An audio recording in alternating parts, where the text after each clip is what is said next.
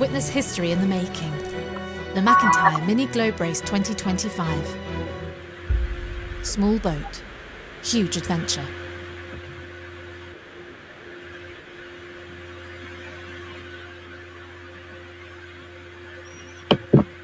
Well, it seems to get stuck right there. That's Al. Good morning, everybody. So here we all are again.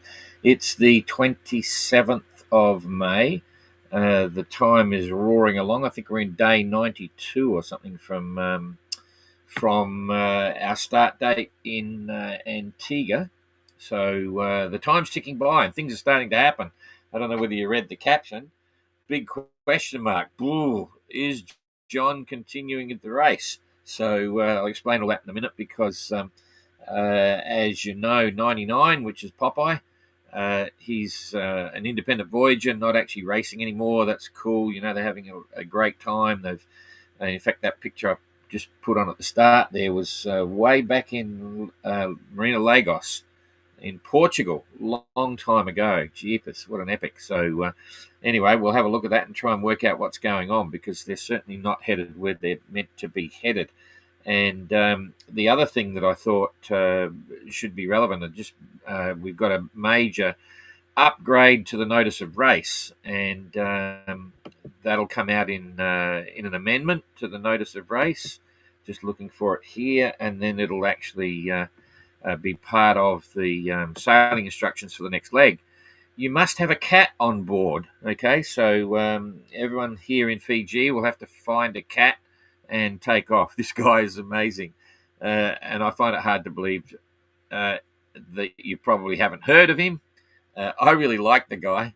The short story, if you haven't heard of him, which would be unbelievable, he quit his job, bought a 50-grand boat, did a refit, taught himself to sail effectively, and he sailed solo from the east coast of America to Hawaii. He's now got 1.75 million followers, and it's quite a story. And there's a real lesson there. It's really funny. I was watching the comments and everything and what's going on. And there's a lot of bitter and twisted people in the world, I've got to say. A lot of envy, a lot of jealousy, a lot of all sorts of bloody things going on, a lot of joy, a lot of inspiration. It's phenomenal. My biggest fear is now that everyone will want to quit their job and go and sail solo across the Pacific to Hawaii, which is great because that is what it's all about. It's exactly what we're doing. You know, everyone in the Mini Globe race is inspiring people to get out there and have a go. And I like the guy, and there's a lot of lessons there, you know. And I got a sneaky suspicion someone in the family, because he mentioned it a long time ago, is involved with media and maybe started the ball rolling. But he's a really interesting character. He's very genuine, and he said right at the beginning that he's not doing it for the media, and I actually believe him. He's doing it because he was a bit down, had to change his life, all that sort of stuff. But the reaction is amazing, you know. And he's got a presence, and that's another thing, you know. Some people have got it, some people haven't. Some people got the gift of the gab and can talk and so on. And there's a lot of people just liking his style. So I think what he's doing is probably a good thing because it makes people reflect on their life. But boy, what a story. I mean, it happened with Cobra in the solo global challenge race, you know, where someone locks in and very quickly she had like 1 million followers. It happened when Jessica Watson, who was a 16-year-old, took off in 2009, I think it was, to sail solo around the world non-stop and all that stuff. She had millions of followers. It's just phenomenal. Some people have got it. Sometimes it's the story, whatever. There's a little tweak, and it's not just about algorithms. But I think it's pretty cool. You know, he's got this following a lot of people who'd be watching TV, without anything, and now they're watching him. So that's cool. Anyway, I digress. But it comes down to, you know, most of our fleet now have got Starlink, and we all talk about algorithms and trying to get up there and social media. What's it all about? Why do we do all this? And everyone is not only wanting to tell their story, but they're wanting to inspire people, and that happens naturally. And that's the whole reason that Jane and I are here doing all this, because we want to, get people out there doing things rather than doing nothing with their life, you know. And that's all good stuff. So anyway, I digress. So what's going on? Let's go to the tracker. There's a few people there. G'day, everybody. So thanks for following. I'll now go across to the tracker, which is right here. Boom. You should be on the tracker. Now I'm on the tracker. No, I'm not. Oops. Hang on. I just lost the tracker. Jeepers. It's not there. Okay, stand by. I'm going to call up the tracker here. I need to go here. I need to hit that. Boom, here comes the tracker, hopefully. Oh, no, I'm going to have to share it. So just stand by here for a minute. Just stand by. I've got to actually get down here. For some reason, the tracker just disappeared. It's not on my console. I've got to bring it up again. So if you don't hear me, just stand by. I'm just doing that right now. We want to go live tracker, and then I've got to share it to the screen. Okay, stand by. Bring the screen up here. Mini globe base tracker. Boom, boom. There it is. Leg 2. Boom, boom. It should be coming up in a minute. Here it comes. Rightio. Now I'm just going to check back here to see that you've got it, and I will stick that in there. So you've got the basis of the tracker now. Are you seeing that, Jane? Just wait. Okay. There's a bit of a delay there. So here we go. Boom, boom. Put Windy in there. Right, we've got it. You got it, Jane? Yep. Okay. So not sure what happened there. I lost it completely. But it's back, and there's the whole fleet. So making good progress. It's interesting. Certainly some weather happening over here. There's Nuku'alofa and Tonga. That's Pangai and Vavau. They've got a choice there where they want to go in Tonga, and here's Fiji, Vuda Marina right over to the left. So I'll pick it up, and there's Popeye and John over here, and that's what makes me think that maybe John's out of the event. If he's watching this, he might be scratching his head. Gary's still in Papeete. And Josh is still there, so they'll be underway soon. And the rest of the fleet's on their way. So let's just immediately head over to what's going on with John and Popeye. I got up this morning, and I thought yesterday they're heading down a bit, and I couldn't work out what's going on. But now I think I get the picture. We haven't had a lot of reporting from them. John was meant to call Graham yesterday for his satellite phone call chat, but didn't turn up again. Sometimes they miss them. They're meant to be there. But anyway, and we're not getting anything from the manager. We know their systems are okay. At the moment, Popeye's doing 4.9 and did an 80-mile day. And John, Blinky Bill, is doing 4.8, 73-mile day. But here's where it changed. You can see there, if I put the snail trails on, coming along here fine. This was the destination. And why do I say that? Not just because everyone went there. That's the southernmost point to make an entry into the Marquesas. But from that point, they started to head down, and I thought, maybe it's the weather. And then the last time I was looking, they were around about here, and I thought, okay, they're just going to hook up and go there. But now they've completely missed it. This is the port. There are 3 ports of entry into the Marquesas. Okay, one's up in Nuku'alofa, up the top, and the other one is right. There's Nuku'alofa, right here. Okay, so you could sail along here like Popeye did and come into Nuku'alofa.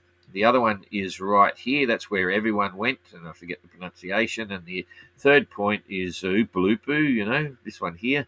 I'm dyslexic. Yes, I hate pronouncing all these strange names.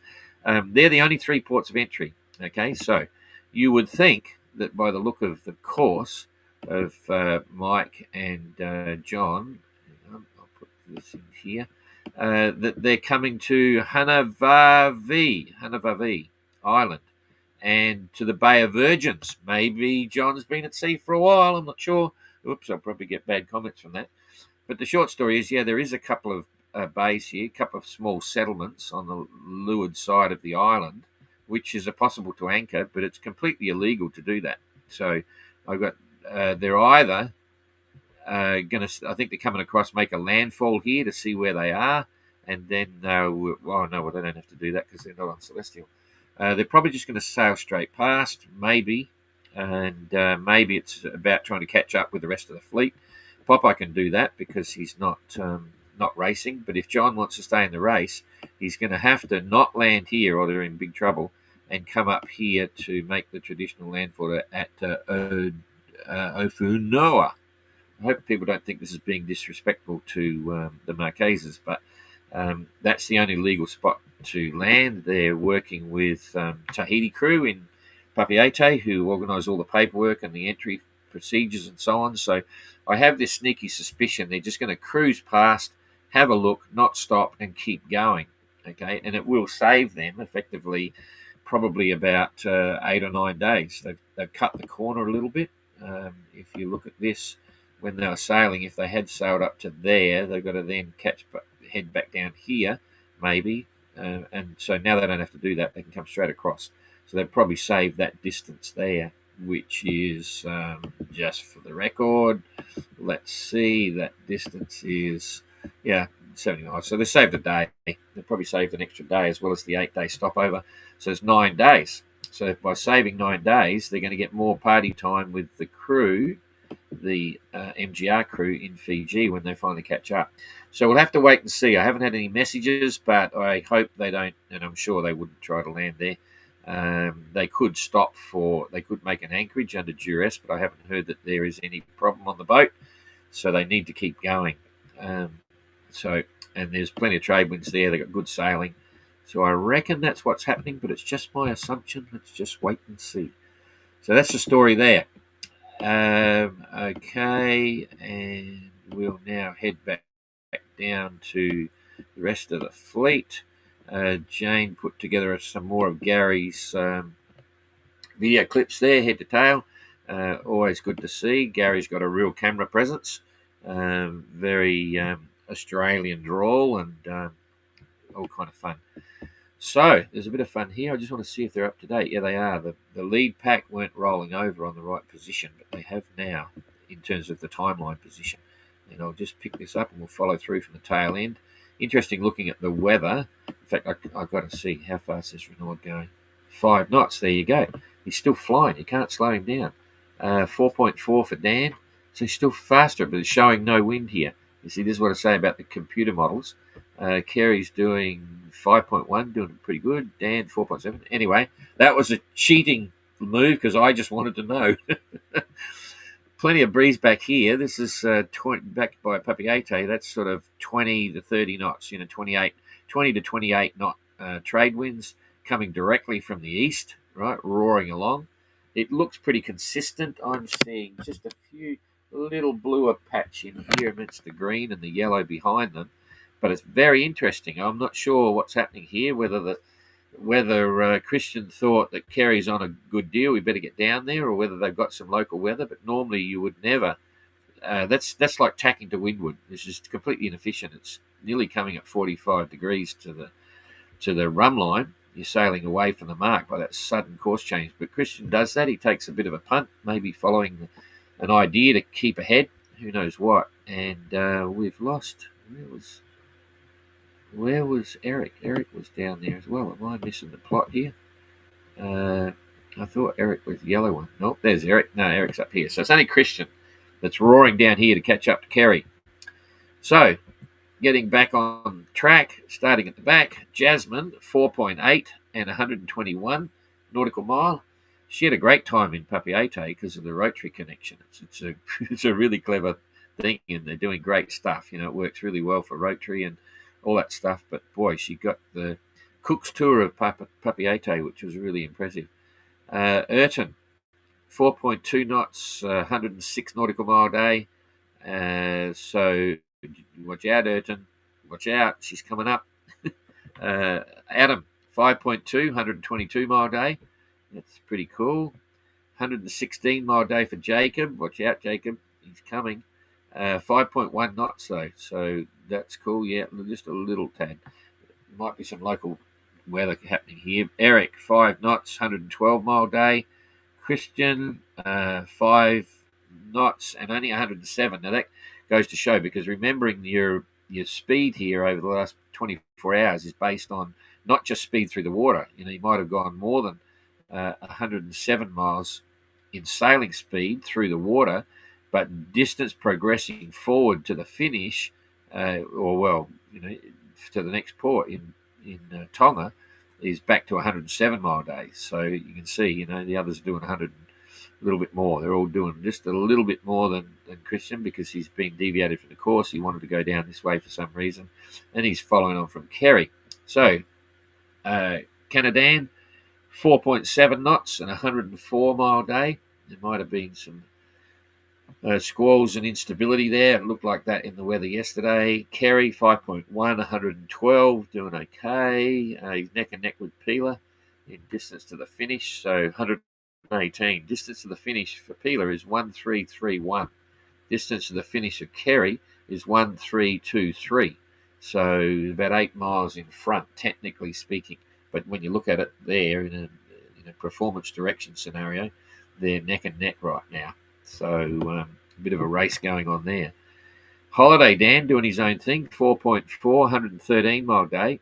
So compared to Peeler, similar, holding his own. But out the front here, Renaud is just roaring away. He must have a bloody Perkins diesel on board. He's scamming us all because he still gets the miles up. It's showing very little wind in the forecast.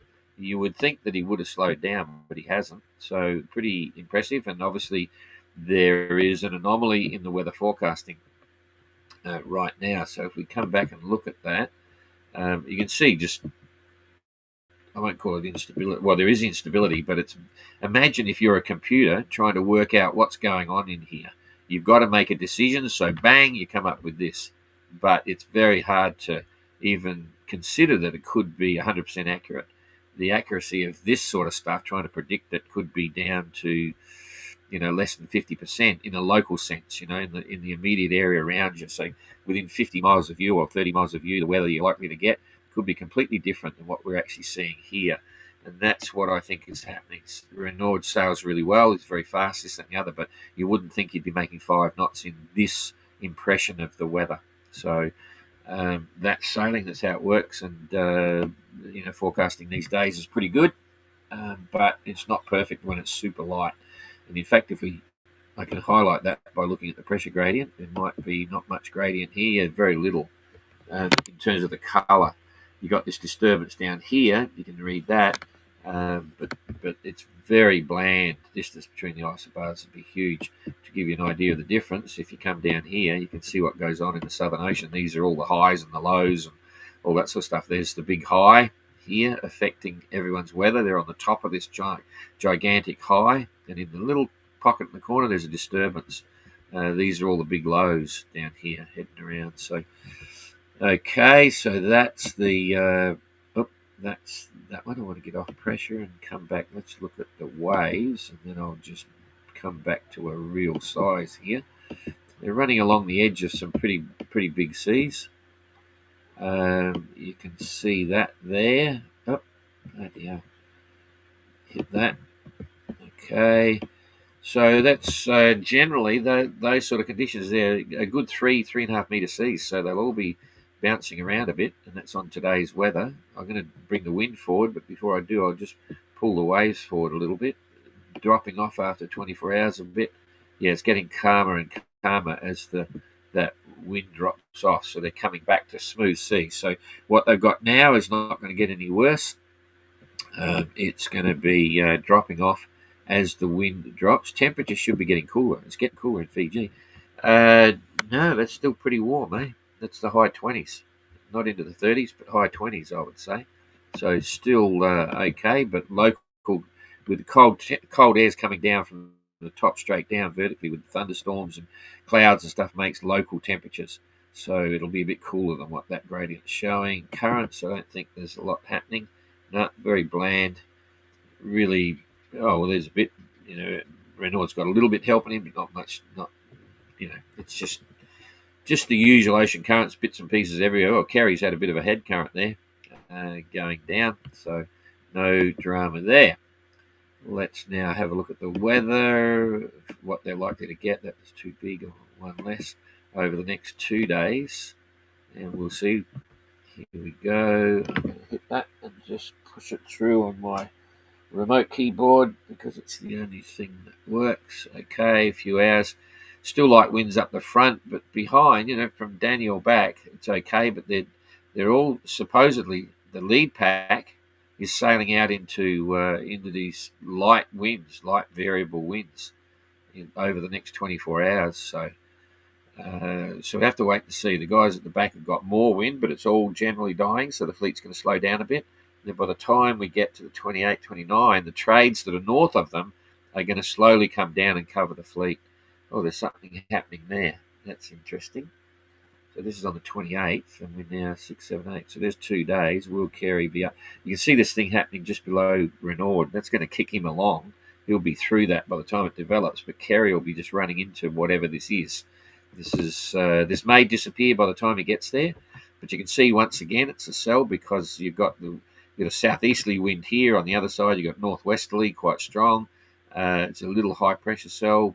Then you've got a southerly. It's radiating out from the centre of that. So Kerry's position, he's further south than the others. This is in 2 days. Might be not that far. He'll be just arriving there as it's happening. That means Peter will be above it. She'll be getting great breezes. They'll all be southerly, so it's okay. But you can never trust it. And what's it going to do? So we'll progress that forward. Just watch that little thing at the front there, which is right in their track. It's blowing up and it's going southwest. So it's not going to do anything.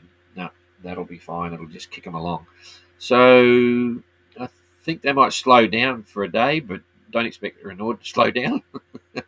And then they're going to be on a roll. And I think there's the 30th. There's 31st. How long is it going to take? And we'll look at their ETAs in a minute first. But it's all running right along the edge. Now, this is the real traditional trade wind stuff again. Right along the edge to the second and first. So third, there's trade winds all the way. So if that forecast is correct, they're going to have a good time. How long is it going to take Renaud to get to Tonga? There it is there. I think we had a chat. He wanted a clarification on what happens if he goes to Vavau, because that's where he's heading. Let's assume he goes to Vavau, 500 miles away, 4 and a bit days, or 4 days, 4 and a bit, between 4 and 4 and a bit days, 4.5 days for Renaud. So it's 27, 8, 9, yeah. So he's got a trade wind pretty much all the way in.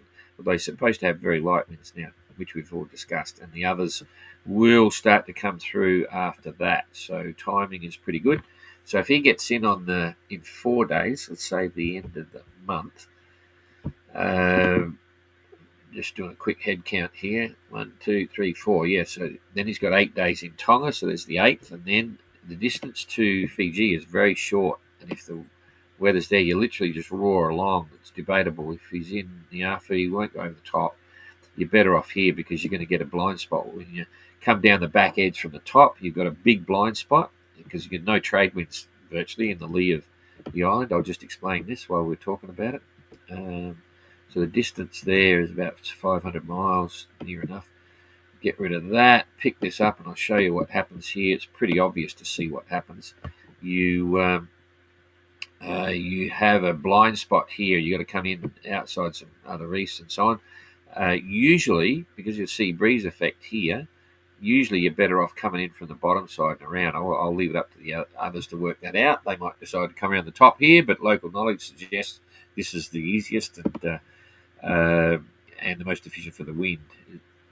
So anyway, that's 5 days. So it's 8, 5 to 4, 8, 9, 10, 11, 12. So they could, Jeepers, Renaud could be here on the 12th of the 12th of June, 12th, 13th of June. So let's wait and see.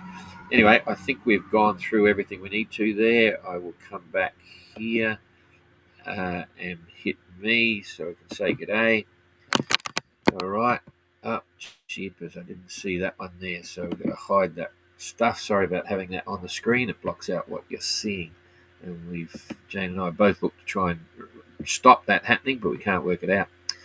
Anyway, a great clip of Kerry. Yeah, Kerry Jeepers, he put up 4 videos.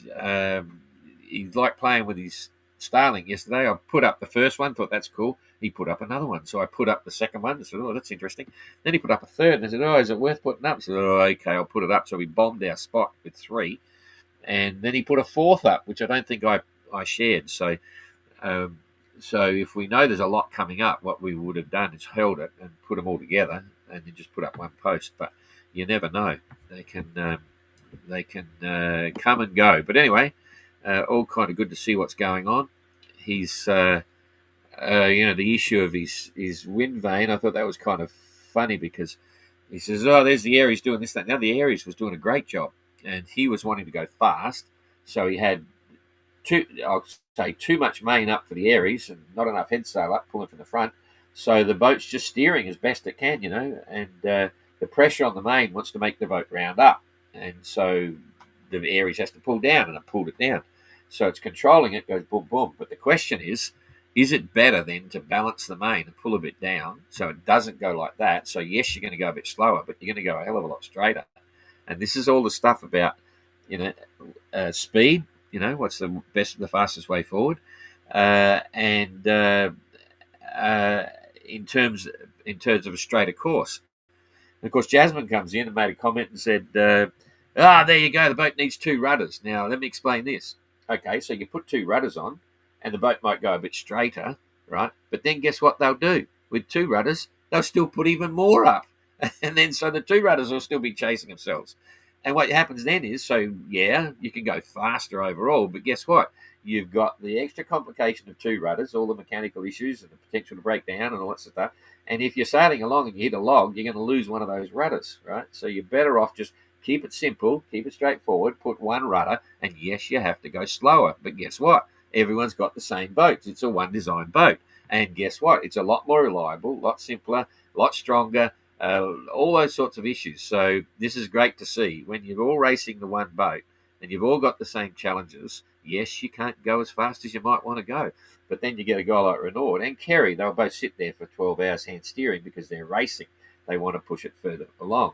But the concept of the 580 is not to have twin rudders and all the complications and bits and pieces. Keep it simple and sail to the capacity of the boat. Now, then you come back to the simple question is, some people will drive their boats faster than others who just want to toodaloo along and keep up with the averages. And sometimes the high averages work better than extreme speeds on bits and pieces. So there's never a simple answer to the whole issue there. But believe me, the 580 will never have twin rudders.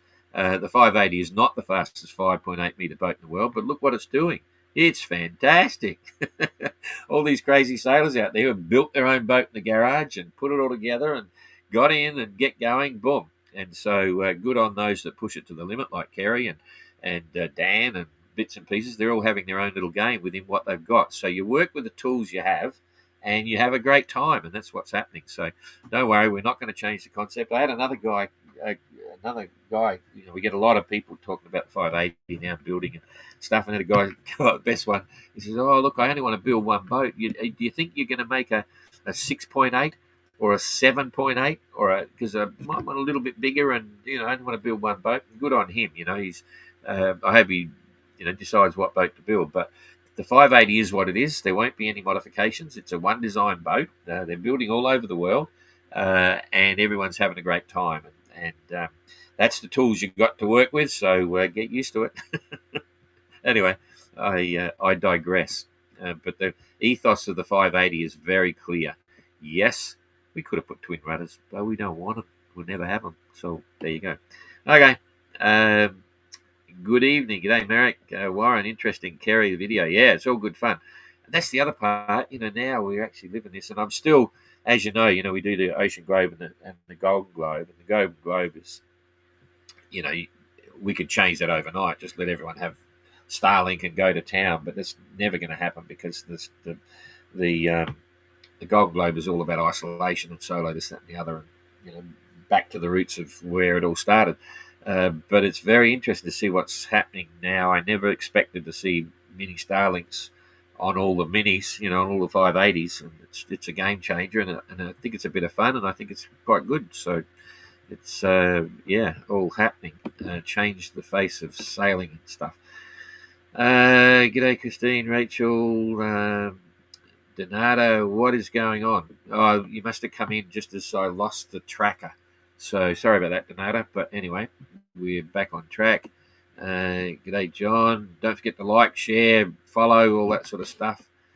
Merrick, rather than checking the speeds by pointing on the boats, I choose recent speed on the leaderboard. Yeah, you can do that. It then shows the average VMG of the last 4 hours.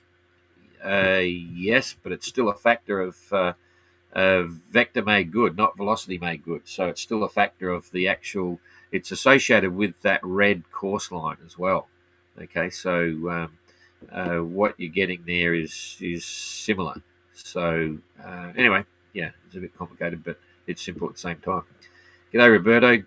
Hi from Italy. Italy, huge sailing nation, quite crazy. Passionate sailors, so good to see you.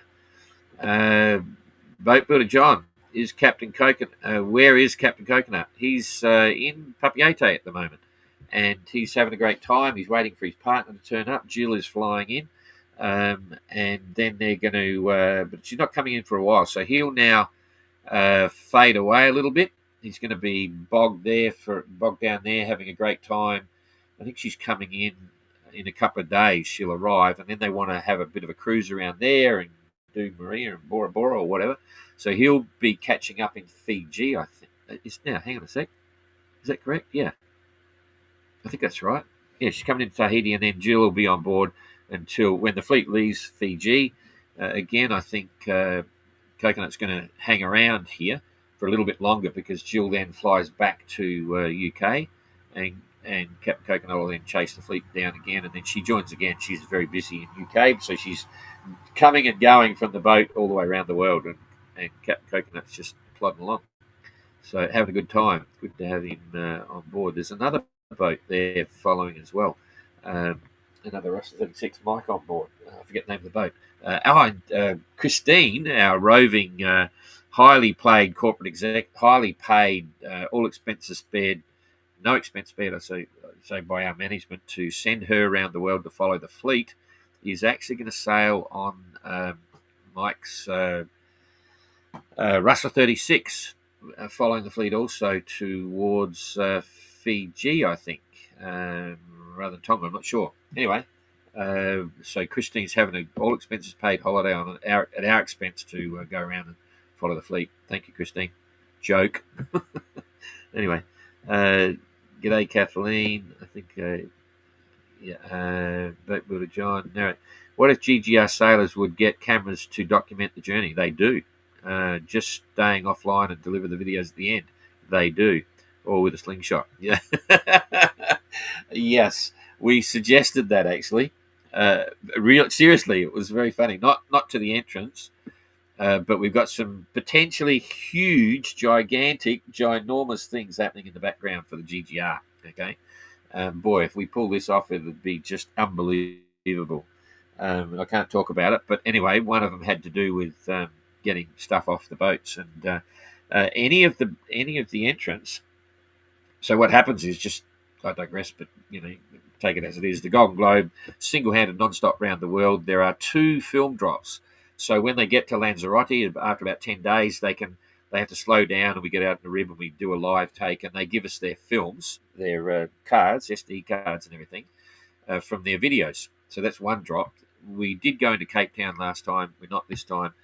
And then we go into Hobart and get their films again. But I've made it very clear to the entrants that if you want to get more footage out of your staff, you can make a stopover like Captain Coconut. In 18, he went into Cape Town without stopping, but had some people come out, and he gave them material off the boat, pictures and letters and things like that. So, and Bernard Matessier, of course, famously put notes and messages into film canisters, like the old style roll-up 35mm film, put notes in it and slingshot it onto the deck of boats. So, but GGR entrants could do that.